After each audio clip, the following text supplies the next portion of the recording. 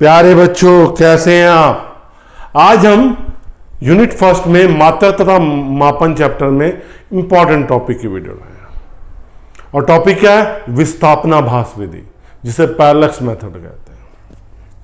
एक मिनट, आप मेरे हाथ की ओर देखेंगे। मैंने हाथ सीधे कर रखे, ये हाथ एक दूसरे के पैरेलल हैं, मतलब समांतर है। अगर मैं इस हाथ को यूं मोड़ूंगा और इस हाथ को यूं मोड़ूंगा, मिल जाएंगे एक बिंदु पर।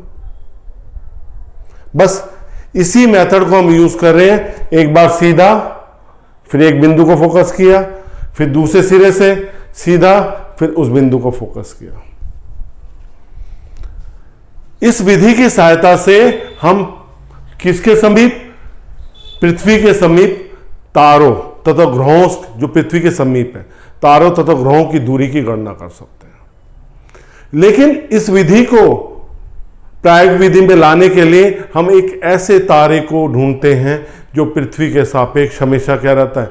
नियत रहता है। उसकी पोजीशन क्या रहती है? फिक्स रहती है। मतलब 100 प्रकाश वर्ष से दूरी पे होगा वो। और जिस तारे और ग्रह की गणना कर रहे हैं दूरी की, वो 50 प्रकाश वर्ष से कम दूरी वाले होते हैं। तो हमने एक ऐसा तारा ढूंढा जो पृथ्वी के सापेक्ष हर स्थिति में क्या रहता है? एक जैसा रहता है, मतलब एक नियत स्थिति में रहता है। ठीक है साहब? ये हमारी पृथ्वी है,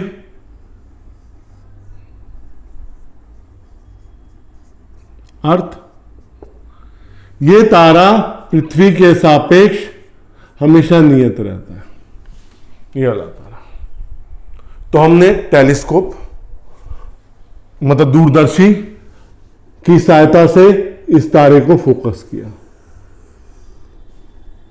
S1, इस तारे को क्या किया? हमने फोकस कर दिया। अब वो तारा जिसकी हमें दूरी की गणना करनी है, हमने दूरदर्शी को घुमाना शुरू किया। इसके साथ एक इंस्ट्रूमेंट होता है, एक यंत्र होता है जिसे कहते हैं सेक्सटेंट। वो कोण मापने के काम आता है। हमने दूरदर्शी को इसी स्थिति में घुमाना शुरू किया और इस तारे को फोकस कर दिया। ये कितने कोण घुमा, उस कोण की गणना कर ली, φ1। हमने सबसे पहले उस तारे को फोकस किया जो पृथ्वी के सापेक्ष नियत रहता है, दूरदर्शी की सहायता से। फिर दूरदर्शी को साथ एक यंत्र लगाया, सेक्सटेंट, और उसे घुमाना शुरू किया। और फिर उस तारे को फोकस किया जिसकी दूरी की हमें गणना करनी है। ये कोण क्या आ गया? φ1 आ गया। अब हम 6 महीने वेट करेंगे। पृथ्वी इस स्थिति में, ए स्थिति में है यहां पे। 6 महीने पश्चात ये अपनी विपरीत, इस बिंदु के विपरीत बिंदु आ जाएगी स्थिति में। विपरीत आ गई है, बी स्थिति में। ये वो तारा S1 था, ये पृथ्वी के सापेक्ष क्या रहता है? नियत रहता है। फिर हमने इस तारे को फोकस किया 6 महीने पश्चात। अब इस तारे को फोकस करने के बाद फिर दूरदर्शी, मतलब टेलीस्कोप को घुमाना शुरू किया। इसके साथ यंत्र कौन सा फिटेड है? हाँ बिल्कुल, सेक्सटेंट, जो कोण को मापता है। फिर इस तारे को फोकस कर दिया। ये कोण कितना हो गया बेटे? φ2।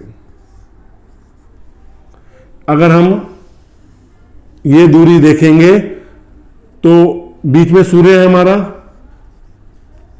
पृथ्वी सूर्य के चारों ओर चक्कर काटती है, आप सब जानते हैं। पृथ्वी किसके चारों चक्कर काटती है? सूर्य के ऊपर चारों तरफ चक्कर काटती है। ये दूरी कितनी है? 1 एस्ट्रोनॉमिकल यूनिट, 1 खगोलीय मात्रक। ये दूरी 1 एस्ट्रोनॉमिकल यूनिट होगी।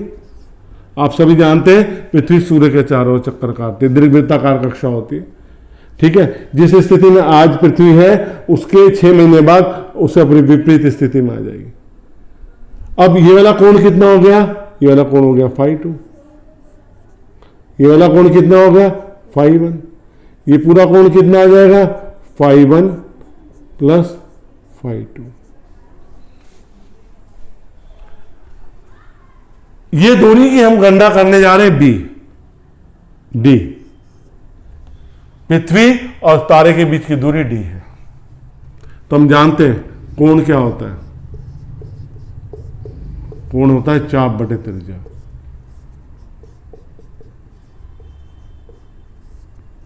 φ1 प्लस φ2, ये 2 एस्ट्रोनॉमिकल यूनिट हो जाएगा चाप, और त्रिज्या कितनी आ गई डी। डी का मान कितना हो जाएगा? 2 एस्ट्रोनॉमिकल यूनिट बटे φ1 प्लस φ2। फिर सुनिए, हमारी पृथ्वी सूर्य के चारों ओर दीर्घवृत्ताकार कक्षा में चक्कर लगाती है। आज जिस स्थिति में हमने एक तारे की दूरी की गणना करनी है, ग्रह की दूरी की गणना करनी है, तो हम एक ऐसा तारा चूज करते हैं जिसकी पृथ्वी के सापेक्ष वो नियत रहता है। उस तारे को फोकस किया, फिर दूरदर्शी को घुमाना शुरू किया, फिर दूसरे तारे को फोकस किया जिसकी दूरी की गणना करनी है, इस कोण को नाप लिया φ1। फिर 6 महीने वेट करेंगे, पृथ्वी जिस स्थिति में है वो विपरीत स्थिति में आ जाएगी। फिर उसी तारे को फोकस किया जो पृथ्वी के सापेक्ष नियत रहता है, फिर इस तारे को फोकस किया जिसकी हम दूरी की गणना कर रहे हैं। सूर्य और पृथ्वी के बीच की दूरी एक खगोलीय मात्रक होती है, 1 एस्ट्रोनॉमिकल यूनिट होती है, तो पूरा डिस्टेंस कितना हो गया? 2 एस्ट्रोनॉमिकल यूनिट। कोण क्या होता है? चाप बटे त्रिज्या होती है, तो चाप कितनी है? 2 एस्ट्रोनॉमिकल यूनिट, त्रिज्या डी है, तो हमें दूरी निकालनी थी डी, 2 एस्ट्रोनॉमिकल यूनिट अपन φ1 प्लस φ2, ये कोण की गणना कर लेंगे। इस तरह हम विस्थापनाभास मतलब पैरेलक्स मेथड से क्या कर लेते हैं, पृथ्वी के समीप तारे, पृथ्वी के समीप ग्रह की दूरी की हम क्या कर लेते हैं? गणना कर लेते हैं। लेकिन इसके लिए जो हम तारा ढूंढते हैं वो 100 प्रकाश वर्ष से ज़्यादा दूरी पे होता है, लेकिन जिस तारे की गणना कर रहे हैं, जिस ग्रह की दूरी की गणना कर रही है, वो 50 प्रकाश वर्ष से क्या होता है? कम होता है। बच्चों, मेरी वीडियो अच्छी लग रही है, लाइक जरूर कीजिए, शेयर भी कीजिए अपने साथियों के साथ। अगर मेरे चैनल को आपने सब्सक्राइब नहीं किया है तो सब्सक्राइब जरूर कीजिए। आपको पूरी की पूरी वीडियोज़ उपलब्ध हैं यहाँ पे। बहुत बहुत धन्यवाद।